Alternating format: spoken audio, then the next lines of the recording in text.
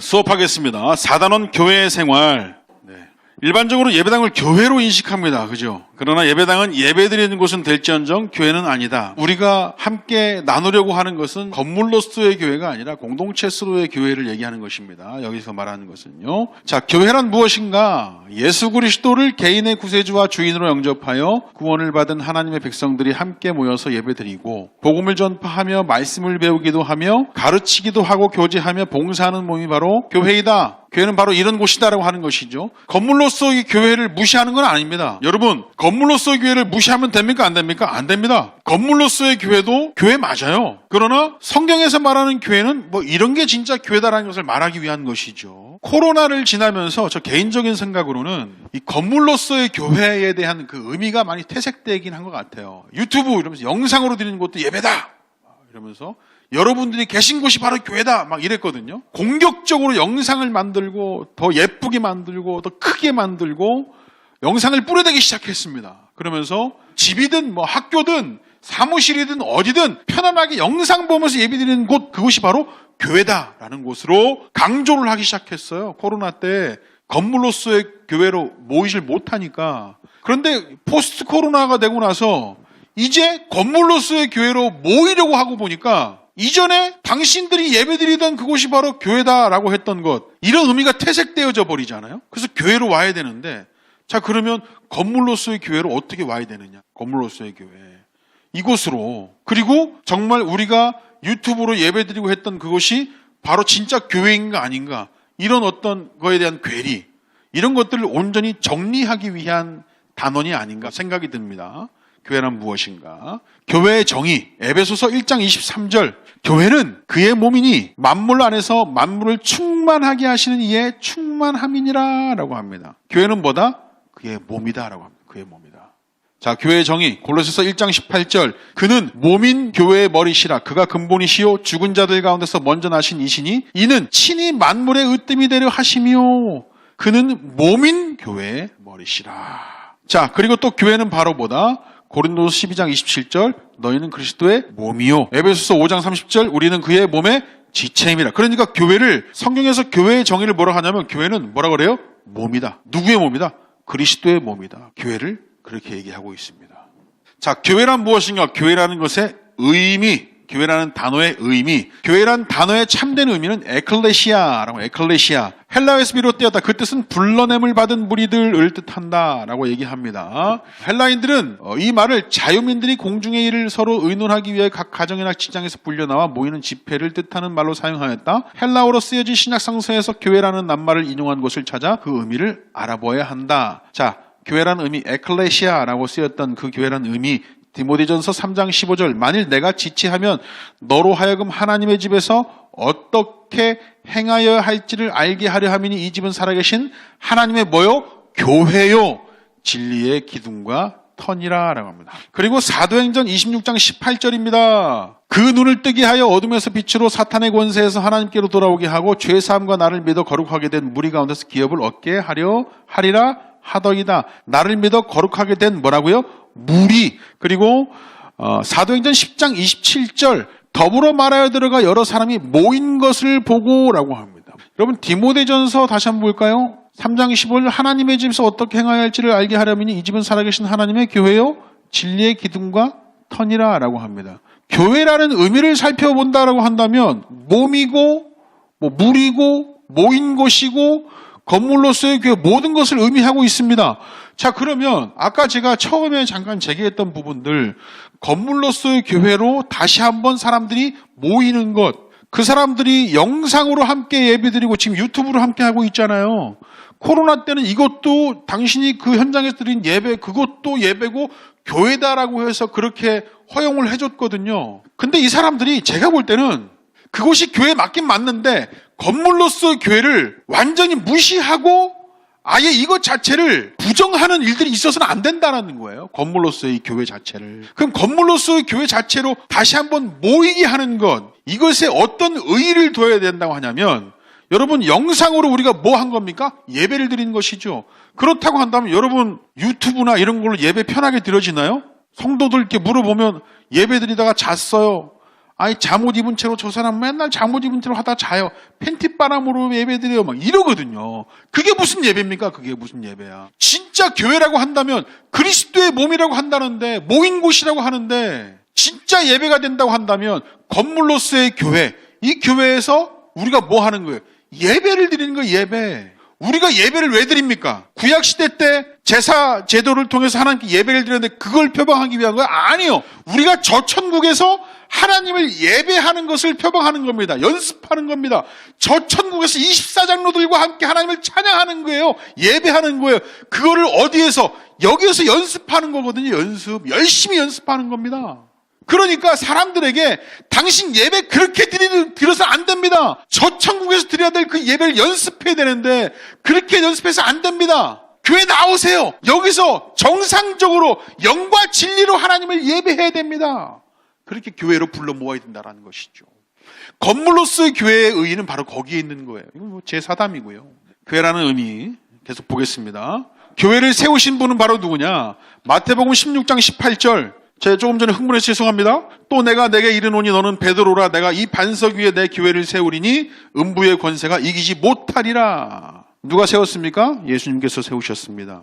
자, 교회는 언제부터 시작되었는지, 언제부터 시작됐습니까? 사도행전 1장 4절, 사도와 함께 모이사 그들에게 분부하여 이르시되 예루살렘을 떠나지 말고 내게서 들은 바 아버지께서 약속하신 것을 기다리라. 그때부터 교회가 시작됐대요.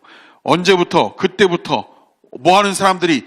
약속하신 것을 기다린 사람들이. 이 사도행전 1장 말씀을 보시면 뭘 약속했어요? 예수님께서 보혜사 성령을 보내주시고 하나님께 약속하신 것을 보내줄 때까지 50일 뒤 오순절 마가의 다락방에서 이 성령이 임하시는 그 순간까지 어떤 마음으로? 더불어 같이 하는 마음으로 기도했잖아요. 동일한 마음, 성령이 오신 것을 동일하게 더불어 같은 마음으로. 다른 것 원하지 않아서 수많은 사람들이 함께 기도했는데 좀 나는 뭐 이거 위해서 기도하고 쟤는 저거 위해서 기도한 것이 아니라 약속하신 것 기다리는 그 마음, 동일한 그 하나의 마음으로 기도했단 말이죠. 그게 교회라면 그게 교회다. 교회는 이때부터 시작됐는데 더불어 같이 하는 마음으로 하나된 마음으로 있는 것이 바로 교회다라고 하는 것이죠. 언제부터? 2장 1절부터 4절.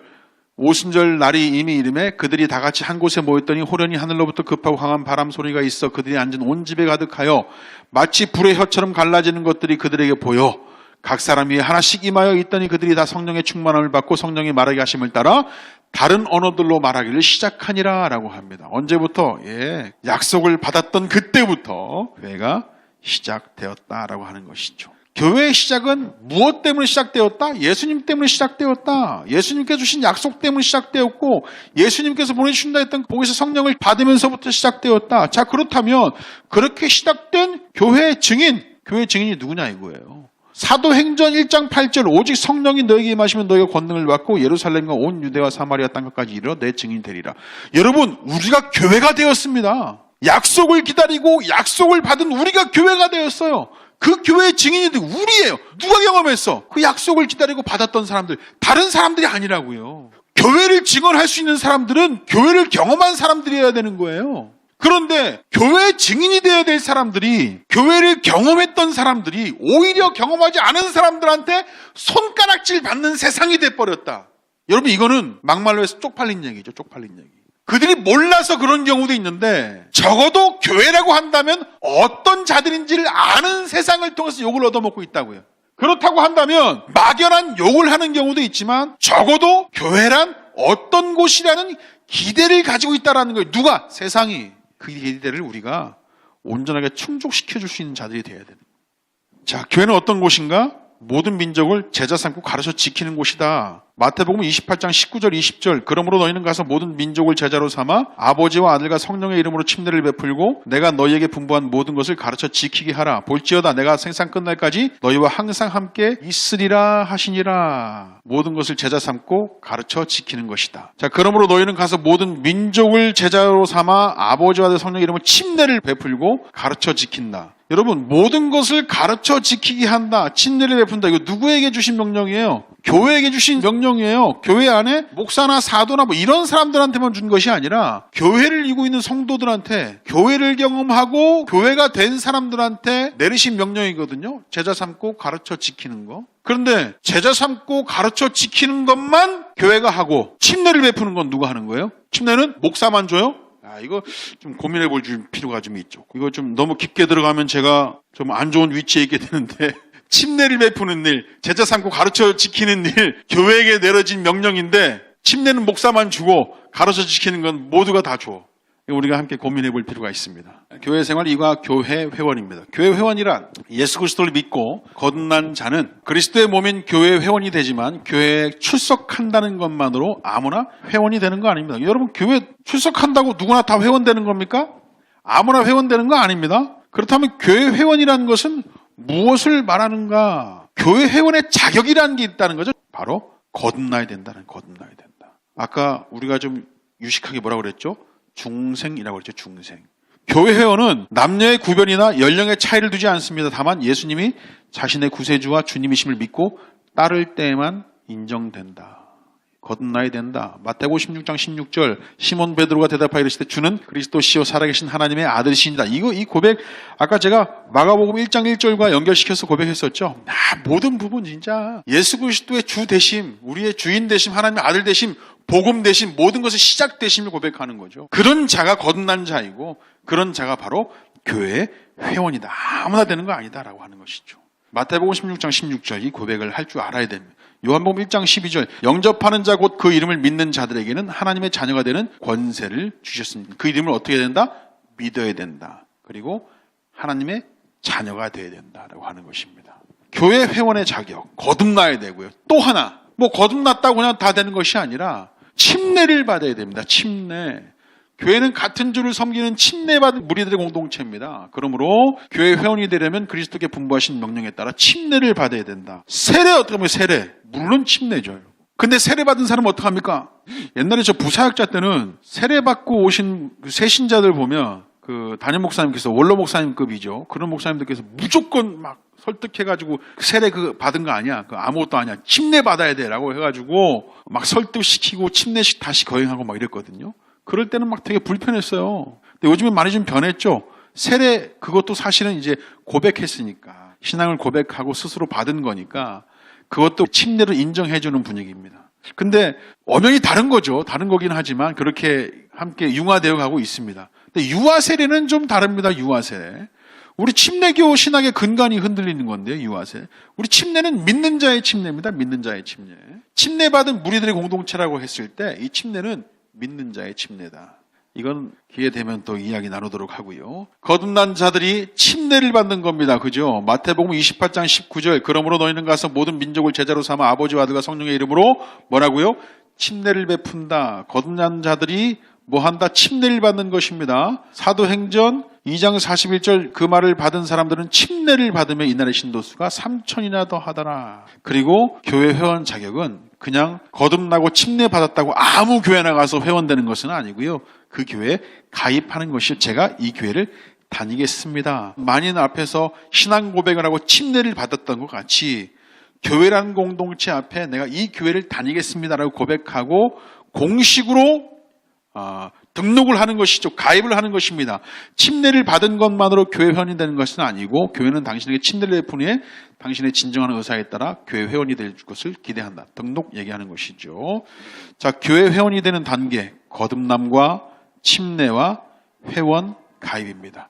자, 그렇다면 교회 회원의 의무가 있어요. 교회 회원의 의무가 됐다고 한다는 것은 그 교회에 내가 들어가서 그대로 하겠다. 그 교회의 규율대로 따르겠다라고 하는 것이거든요. 자, 교회 회원이 되는 것은 하나님의 자녀들에게 큰 명예가 된다. 이와 같은 그리스도의 영예인 교회 회원으로서의 의무를 성실히 수행함으로 얻어지는 것이므로 회원들은 각자가 교인의 의무에 충실해야 한다라고 하는 것입니다. 그래서 교회 회원의 의무 중에 가장 중요한 건 뭡니까? 정규 집회, 예배 참석하는 것, 예배 참석하는 거. 여러분 공예배 빠지면 안 돼요. 공예배 빠지지 않으면서 무슨 소규로 그거 하면서 무슨 교회 공동체 뭐 좋다. 공예배 열심히 하면서 교회 욕하는 사람 본 적 없어요. 제가 볼 때는. 거의 없습니다. 그런데 공예배 빠지면서 뭐 소그룹 모이고 이런저런 활동하면서 공예배 빠지는 사람들은 교회 욕하는 사람 본 적이 있어요. 공예배가 제일 먼저 됩니다. 정규 집회. 정규 집회라고 한다는 것은 진짜 한 말씀을 가지고 한 하나님을 고백할 수 있는 귀한 시간이거든요. 그런 시간을 통해서 우리가 함께 성장하는 것입니다. 사도행전 2장 46절 날마다 마음을 같이 하여 성전에 모이기를 힘쓰고 집에서 떡을 떼며 기쁨과 순전한 마음으로 음식을 먹고 라고 합니다. 교회 회원의 의무, 신앙의 규범 준수합니다. 사도행전 2장 42절 그들이 사도의 가르침을 받아 서로 교제하고 떡을 떼며 오로지 기도하기를 힘쓰니라. 성찬과 애찬 그리고 교회의 공동생활입니다. 교회 공동생활. 그리고 교회 회원의 의무, 헌금입니다. 헌금. 말라기 3장 10절 만군의 여호와가 말하노라 이르노라 너희의 온전한 11조를 창고에 들여 나의 집에 양식이 있게 하고 그것으로 나를 시험하여 내가 하늘 문을 열고 너희에게 복을 쌓을 곳이 없도록 붙지 아니하나 보라라고 합니다. 11조. 여러분 11조를 통해서 이 11조라고 한다는 것은 10의 1조가 누굴 살리는 거였었어요? 사람을 살리는 거였었어요. 사람을 살리는 거. 레위인들이 먹을 수 있는, 레위인들이 온전하게 하나님의 은혜를 누리고 살 수 있는 조건이 다른 지파들이 넘겨주는 10분의 1 때문에 살 수 있었거든요. 그래서 11조는 사람을 살리는 겁니다. 사람을 살리는 거. 11조가 가지고 있는 정신이라는 게 있어요. 11조가 아니면 이 사람들이 못 살아. 그래서 11조는 지극히 무엇을 닮았냐면 예수 그리스도를 닮은 거예요. 예수 그리스도를 통해서만이 우리가 살 수 있는 거예요. 예수 그리스도. 그 11조의 정신이라고 한다는 것은 예수 그리스도를 닮았다라고 한다는 것입니다. 그래서 11조는 무조건 드려야 돼. 너 무조건 드려야 돼. 강조하면서 너 안 들으면 죄 짓는 거야. 뭐 이렇게 해서 11조를 드리게 하는 것이 아니라 11조가 무엇이냐가 아니라 11조가 과연 누구냐 하는 것이 11조가 누구이며 11조가 무엇을 살리고 누구를 살리냐 이거죠. 예수 그리스도가 우리를 살리듯이 11조가 누구를 살리느냐 이거죠. 이런 신앙 고백이 담겨야 우리가 11조를 온전히 드릴 수 있어요. 무조건 드린다고 막 강조하고 강요하는 것이 아니라 그런 신앙 고백이 담길 수 있도록 교육을 통해서 우리가 11조를 드릴 수 있도록 하는 게 맞는 것 같습니다. 11조는 하나님께서 드리라고 했습니다. 왜냐하면 예수 그리스도가 우리를 살리듯이 11조가 살리거든요.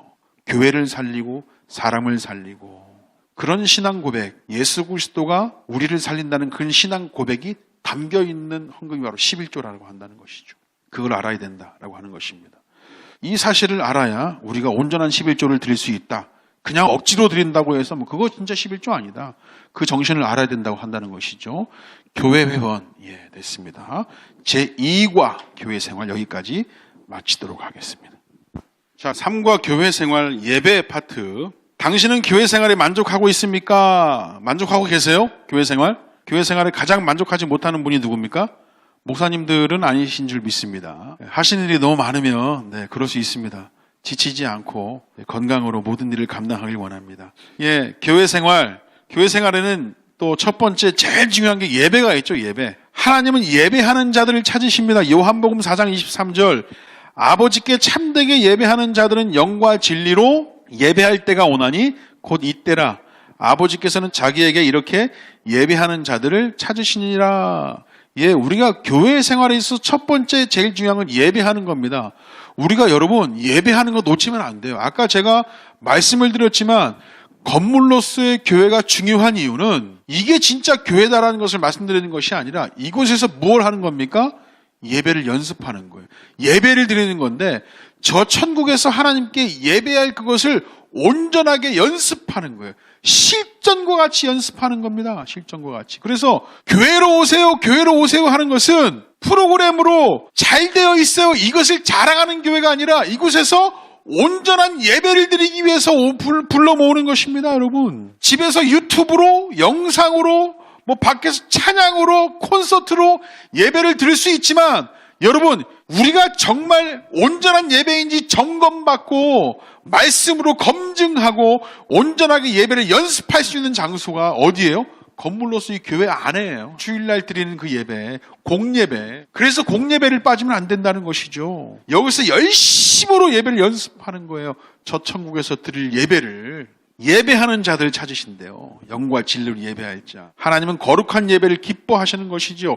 로마서 12장 1절 그러므로 형제들아 내가 하나님의 모든 자비하심으로 너희를 권하노니 너희 몸을 하나님이 기뻐하시는 거룩한 산 제물로 드리라. 이는 너희가 드릴 영적 예배니라 라고 합니다. 영적 예배니라. 거룩하게 하나님이 기뻐하시는 거룩한 산 제물로 드리랍니다. 이 로마서 이 말씀은 참으로 좀 은혜로운 게 아직은 사도 바울이 로마로 가기 전에 이미 로마에 개척된 교회를 향해서 쓰는 편지잖아요. 그죠? 그리고 로마에서 아직까지 자기들끼리 싸우고 있는, 그러니까 로마에서 쫓겨난 그 유대인 그리스도인들이 다시 복귀했을 때 주도권을 쥐고 있었던 그 이방인 그리스도인들의 로마의 그 교회의 주인이 되어서 서로 으르렁거리면서 싸우고 주도권 싸움하고 이게 별로 중요하지도 않은 그런 어떤 어려움을 겪고 있는 로마 교회를 향해서 편지를 쓰는데 하나님이 기뻐하시는 거룩한 산 제물로 드리라고 하는 거예요. 사도 바울은 로마 교회를 향해서 편지를 쓸 때 진짜 본질이 뭔지를 깨뚫고 이야기하던 자였다는 거예요. 그리고 그거보다 훨씬 더 은혜로운 것은 아직까지도 사도들이나 사도 바울도 들어가지 않은 로마라는 지역에 복음을 들고 누가? 평신도들이 들어가서 개척을 했었다는 개척을 했었다. 그곳에서 뭘 하고 있었다? 예배를 드리고 있었다는 거지. 예배를 드리고 있었다. 그들을 향해서 지적할 수 있는 문제가 뭐냐? 거룩한 산 제물로 하나님께 온전한 예배를 드리라고 하는 것이었었어요. 뭐가 문제예요? 뭐가? 예배가 제일 문제였다는 예배가. 교회의 첫째 되는 것 바로 예배입니다. 예배. 예배는 영과 진리로 드려야 한다. 요한복음 4장 24절 하나님은 영이시니 예배하는 자가 영과 진리로 예배할지니라. 또 예배의 종류가 있습니다. 새벽 기도회, 매일 새벽에 교회에서 기도회로 모입니다. 사도행전 5장 21절 그들이 듣고 새벽에 성전에 들어가서 가르치더니 이런 말씀을 근거로 새벽 예배를 드린답니다. 새벽 예배 힘드시죠? 새벽 예배. 뿌리교회는 일주일에 4번 새벽 예배로 모입니다. 아침 6시에 모이고요. 화요일부터 수요일, 목요일, 금요일만 모입니다. 월요일, 토요일, 주일은 안 모입니다. 월요일은 사역자 쉬는 날이니까. 성도들에게 얘기했습니다. 예배는 새벽도 기도회고 예배고 한다면 우리가 드려야 하는 것이지만 새벽 예배, 새벽 기도회만큼은 우리가 신앙생활로 하자. 사역자들은 사실은 일로 하는 경우가 많은데 새벽 예배 같은 경우는 새벽 기도회 같은 경우는 신앙생활로 하자. 그리고 너 무조건 나와. 그리고 담임 목사는 안 나오고 힘들어서 맡기고 이런 게 아니라 일이니까 순서 맡아서 당번 맡아서 네가 해라 이게 아니라 그냥 기도하고 싶으면 나와서 기도하고 피곤하면 못 나오고 그렇지만 화수목금만 나와서 신앙생활로 하되 월요일날 무슨 당번 짜가지고 무조건 나오고 이런 게 아니라 사역자는 쉬고 토요일 주일은 뭐 이렇게 사역 준비해야 되니까 쉬고 그래서 화요일, 수요일, 목요일, 금요일만 하거든요. 저희 성도님들도 그렇게 합니다. 그리고 우리 지금 전임 사역자가 없기 때문에 저 혼자 하는데 너무 피곤하면 제가 못 나가겠다고 얘기를 해요. 그럼 못 나갑니다. 그래서 새벽 예배를 그렇게 하고 있고요. 저희 교회 말씀을 드렸습니다. 주일 낮 예배가 있고요. 그리고 신약 교회는 예수님께서 부활하신 안식 후 첫날에 모여 예배를 드렸습니다. 사도행전 20장 7절 그 주간의 첫날에 우리가 떡을 떼려 하여 모였더니 고린도전서 16장 2절 매주 첫날에 너희 각 사람이 수입을 따라 모아두어서 내가 갈 때 연보를 하지 않게 하라라고 합니다. 첫날 그 주간의 첫날 이게 부활하신 안식 후 첫날 그때 모여서 예배를 드리기 시작했는데 그러니까 우리 기독교가 주일날 모여서 예배를 드리는 이거는 예수 그리스도의 죽으심과 부활하심을 통해서 우리가 구원받았음을 믿습니다. 그러니까 구속사역의 완성을 기념하는 것으로 드리는 지키는 거예요. 주일은. 그럼 안식일을 거룩히 지키라고 했을 때 그 안식일은 하나님께서 주일 첫날부터 이렇게 만드시고 토요일날 안식일날 하나님의 창조사역의 완성을 기념하기 위한 안식일을 거룩히 지키는 것이고 그리고 하나님께서 예수 그리스도를 보내셔서 우리에게 약속하신 구원의 약속 그 구속사역을 성취시킨 구속사역의 완성을 기념하기 위한 것을 지키는 것이 바로 주일이다. 그래서 우리는 주일을 지키는 거예요. 그래 주일을 지키지 않는 제7일 안식일 교회라든지 아직까지도 안식일을 지킨다라고 하는 이런 사람들은 뭐예요? 예수 그리스도의 죽으심과 부활하심과 그 구속사역의 완성을 아직 믿지 않는 거죠. 잘못됐다는 거예요. 잘못됐다. 그래서 우리는 주일날 모인다. 주일날 예배가 있다. 그렇게 3번, 4번, 5번 주일밤 예배 이런 예배 순서 보시고요. 찬송까지 보시고요. 우리 뒤에 보시죠. 우리 바로 교육으로 넘어가겠습니다. 헌금 부분들 주일마다 바치는 주일 헌금이 있고 감사하는 마음으로 바치는 감사 헌금이 있고, 자기 수입의 10분의 1을 바치는 헌금이 있고, 굳이 하는 일을 바치는 헌금이 있고 뭐 있다고 합니다. 예, 보시고요. 자, 교육. 교회 회원은 피차 가르침을 받는 동시에 가르칩니다. 성경 교육은 교회 생활에서 매우 중요합니다. 이를 통해 하나님의 뜻과 진리와 명령과 규범을 알 수 있습니다. 성경 교육의 내용 봅니다. 마태복음 28장 19절부터 20절. 그러므로 너희는 가서 모든 민족을 제자로 삼아 아버지와 아들과 성령의 이름으로 침례를 베풀고 내가 너에게 분부한 모든 것을 가르쳐 지키게 하라. 이거 분부한 모든 것, 권면하고 부탁하고 명령한 모든 것을 가르쳐 지키게 하래요. 그게 바로 성경 교육의 내용이다. 하나님이 분부한 모든 것, 예수님께서 분부한 모든 것, 그것이 바로 뭐다? 말씀이고 성경이다. 자, 그러면 성경 교육의 내용이 있으면 뭐가 있습니까? 사도행전 1장 8절인데 내 증인이 되리라 있고, 성경 교육의 방법이 있습니다. 방법. 사도행전 17장 11절 12절입니다. 베레아에 있는 사람들은 데살로니가에 있는 사람들보다 더 너그러워서 간절한 마음으로 말씀을 어떻게 했는다? 말씀을 받고, 그냥 뭐 다른 것을 받는 게 아닙니다. 뭐 능력을 받고 뭐 다른 선물을 받고 이런 게 아니고 말씀을 받습니다. 그리고 이것이 그러한가에 날마다 성경을 어떻게 한다? 날마다 성경을 상고한다. 날마다. 그리고 그 중에 믿는 사람이 많고, 그 성경 교육의 방법은 말씀을 가지고 날마다 성경을 상고하는 것이다 라고 하는 것입니다. 사실은 바쁜 현대인들이 성경 공부하는 방식은 그냥 주일날 한 번, 뭐 일주일에 한 번, 뭐 수요일에 한 번, 뭐 이렇게 되잖아요. 그러나 올바른 성경 교육의 방법은 날마다 말씀을 상고하는 것이다 라고 하는 것이죠. 성경 교육의 결과, 그렇게 했을 때 사도행전 19장 20절에 보시면 이와 같이 주의 말씀이 힘이 있어 흥왕하여 세력을 얻으니라. 주의 말씀에 힘이 있답니다. 이거 사람의 능력이 아닙니다. 여러분, 사람이 부흥하고 교회가 부흥하고 그 안에서 많은 것들이 회복하고 치유받고 하는 것은 사람의 능력에 있고 프로그램에 있지 않습니다. 오로지 하나님의 말씀에 달려있음을 압니다. 그렇게 된 줄 믿습니다. 그래야 그것을 통해서 흥왕해서 세력을 얻습니다. 사도행전 6장 7절 말씀입니다. 하나님의 말씀이 점점 왕성하여 예루살렘에 있는 제자의 수가 더 심히 많아지고 허다한 제사장의 무리도 이 도에 복종하니라. 여러분, 다 점점 왕성해서 제자의 수가 더해지지만 그 이유가 뭐예요? 하나님의 말씀이 더 강권적으로 역사했다라는 것이죠. 그렇게 해서 부흥하는 교회가 아니면 그 교회 아닙니다. 그냥 프로그램으로만, 사람의 능력으로만 부흥했다고 하면 그 교회 아니죠. 그 먼저 해놓고 말씀으로, 이거 아닙니다. 하나님 말씀이 왕성해야 부흥하는 것이고 다른 곳으로 부흥하면 안 됩니다. 그 교회 아니에요. 그래야 무엇 때문에 교회가 부흥한 것이고 무엇에 집중하고 무엇에 복종해야 되는지를 알게 하는 것이죠. 말씀이어야 됩니다. 교회 생활, 마지막으로 성도의 교제. 교회 안에서 성도의 생활 가운데 가장 아름다운 모습은 성도들 간의 교제입니다. 그리스도는 성도들에게 화목하게 하는 직책을 주셨습니다. 고린도후서 5장 18절, 그리스도로 말미암아 우리를 자기와 화목하게 하시고 또 우리에게 화목하게 하는 직분을 주셨으니, 화목하게 하시고 우리에게 화목하게 하는 직분을 주셨답니다. 원래 화목해야 된답니다. 성도들끼리 화목해야 돼. 그게 어디다? 교회다. 사도행전 12장 46절, 날마다 마음을 같이하여 성전에 모이기를 힘쓰고 집에서 떡을 떼며 기쁨과 순전한 마음으로 음식을 먹고. 제가 볼 때는 마음을 같이하여 성전에 모이기를 힘쓴다라고 되어 있거든요. 늘 기뻐서 자유롭게 나오는 것도 좋긴 하지만 성전에 모이기를 힘쓴다는 거, 이게 진짜 기본인 것 같습니다.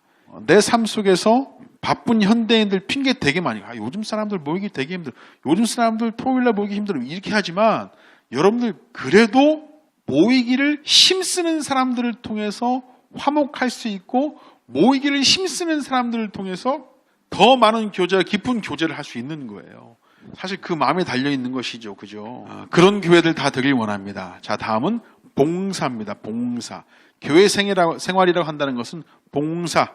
봉사란 하나님의 사랑에 대한 반응입니다. 그러므로 봉사는 억지로 하는 것이 아니라 자원해서 하는 것이다. volunteer. 여러분 그 역사를 아시는지 모르겠는데, 산업혁명 시대에 그 사람들이 도시로 몰려가다 보니까 수많은 고아들이 생기기 시작했고, 노숙자들이 생기기 시작했고, 아픈 사람들이 생기기 시작했을 때 그 사람들을 챙기기 시작했던 사람들이 그냥 기독교인들이었었대요. 뭐 기독교 자영업자들, 기독교 약사들, 이런 사람들, 그런 사람들 때문에 생겨난 단어가 volunteer라고 합니다. 자원봉사. 그래서 우리가 사회에서 보고 있는 자원봉사라는 단어의 시작은 기독교인들 때문에 생겨난 거예요. 산업혁명 시대 때. 상당히 좀 자부심 있는 단어죠.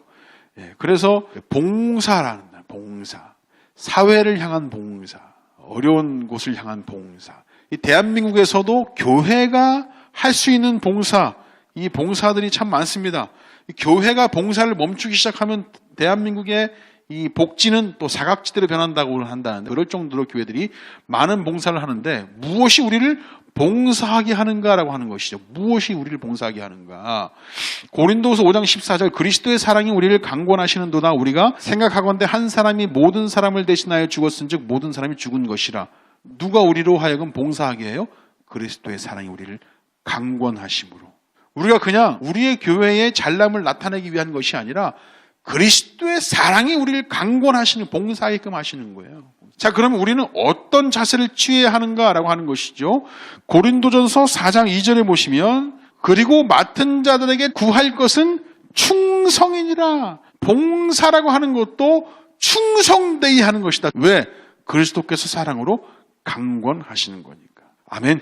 자, 어떤 봉사가 있을까? 어떤 봉사? 여러 봉사가 있습니다. 그냥 어려운 곳에 가서 뭐 봉사할 수 있는 근데 사실은 성경에서 말하는 봉사, 로마서 12장 말씀을 보니까 이런 봉사들이 있어요. 예언, 섬김, 가르침, 위로자, 구제자, 다스림, 긍휼, 악을 미워함, 선에 속함, 형제사랑, 서로 우애, 서로 존경, 부지런함, 열심히 주를 섬김, 소망 중 즐거워함, 환난 중 참음, 기도, 성도의 쓸 것 공급, 손대접 많습니다. 자, 이게 그냥 나 혼자 살아가기 위한 방법이 아니라 교회 안에서 함께 교제하기 위한 봉사고, 교회라는 어떤 곳인지를 나타내기 위한 봉사다라고 하는 것이죠. 예언, 섬김, 가르침부터 성도의 쓸 것을 공급하고 손대접하는 것까지. 자, 그렇다면 이것 말고도 수도 없이 많이 있겠죠. 우리가 할 수 있는 것. 그리스도의 사랑이 강권하는 것이니까 그리스도의 사랑을 가지고 있는 자라고 한다면 이 봉사라는 것은 멈출 수 없는 것이고 할 수 있는 커트라인이나 한계가 있는 것이 아닙니다.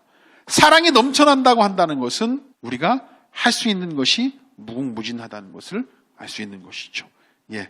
그렇다면 마지막으로 여러분들이 출석하고 있는 교회에 어떤 기관들이 있는지 알아보시고, 교회 기관은 바로 당신이 봉사할 수 있는 곳인데 당신이 봉사하고자 하는 기관명을 아래에 적어보십시오 라고 이제 할 수 있습니다. 네, 이번 과는 끝났고요. 이 4과가 바로 이제 좀 우리나라의 대표적 교단들에 대한 얘기입니다. 이것을 제가 여기서 정리해 드릴 필요는 없을 것 같아서 이건 따로 정리하지 않았어요. 그래서 한번 장로교, 감리교, 성결교, 순복음 그냥 읽어보시면 될 것 같고요. 제가 그냥 나누고 싶은 것은 침례교입니다. 침례교. 다른 교단에 대해서 얘기한 거, 제가 혹시나 말실수를 하게 되면 뒷담화를 하게 되는 것이고, 예, 혹시나 너무 또 강하게 얘기를 하게 되면, 좋은 것들만 얘기하게 되면 침례교와 비교 우위를 점해서 다른 교회를 또 지향하는 것 같기도 하고, 그래서 그냥 간단하게 읽어보시면 될 것 같고, 우리 목사님들 훨씬 더 이제 이 각 교단별에 대해서 많이 아실 것 같아요. 저 개인적으로는 개인적인 어떤 얘기를 합니다. 그러니까 침례교라고 한다는 것은 전 개인적으로 신학교 다닐 때 침례교의 기원 그러면 JJ 이런 거 많이 하지 않았습니다. 네, 그런데 저는 분리주의 후예서를 따릅니다. 그래서 저희 교회에서 침례교회사를 공부할 때 그렇게 가르쳤고요. 분리주의 후예서를 가르치면서 우리가 종교개혁 시대에 최종적으로 우리가 강조했던 것이 뭐냐면 정교분리와 믿는 자의 침례였었잖아요. 세례를 거부하고 정교분리했었습니다. 이거 일종의 자부심이라고 하는 것이죠. 지금도 저희 교회 안에서 목사님, 어떤 목사님 이렇게 어디에서 정치 말씀하시고 그럴 때 그분은 침례교 공부하신 분 아니에요.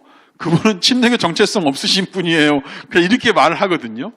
정교분리, 철저하게 정교분리입니다. 우리 침례교회는 종교의 자유가 있는 것이고, 청교도에서 분리주의자들이 나올 때도 종교의 자유를 위해서 나왔거든요. 종교의 자유를 위해서. 정교분리. 근데 그 사람들이 버리지 못했던 것 중에 하나가 유아 세례였었잖아요. 네?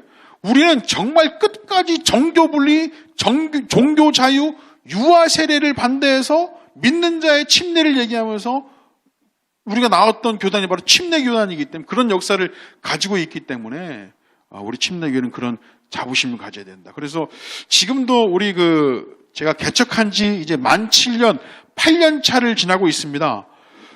완전 초신자들도 덜어 있긴 하지만 많이 있습니다. 완전 초신자들도 많이 있습니다. 그러나 다른 교단에서 오신 분들도 계시거든요. 이제 그런 분들 앞에서 정말 자랑스럽게 얘기합니다.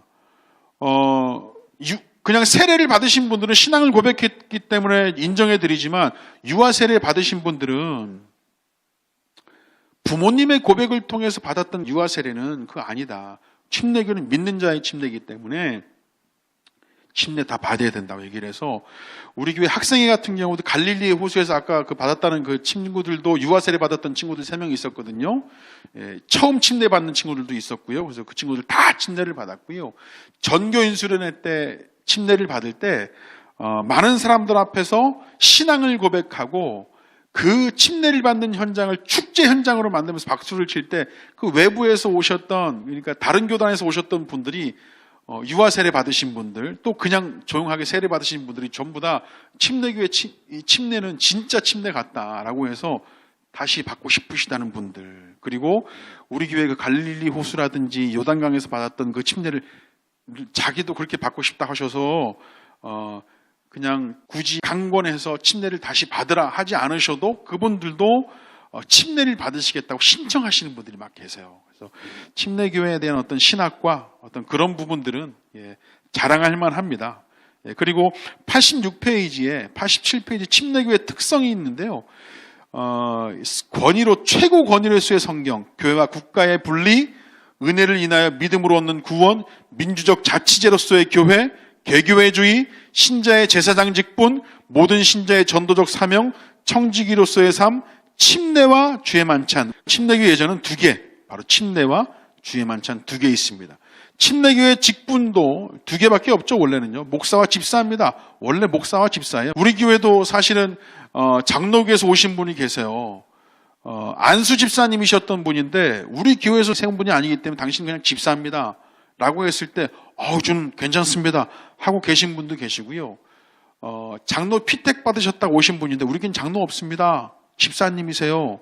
뭐 그분들한테 호칭 장로 이런 거 드릴 거 없잖아요. 그렇게 했더니 막 기분 나빠서 안 나오신 분도 막 계시는데, 침례교의 정체성이나 신학이나 이런 자부심 같은 경우는 가지고 그렇게 고수할 필요는 있는 것 같아요. 여기까지 그냥 제 개인적인 이야기를 하고요. 다음 경건의 생활 5단원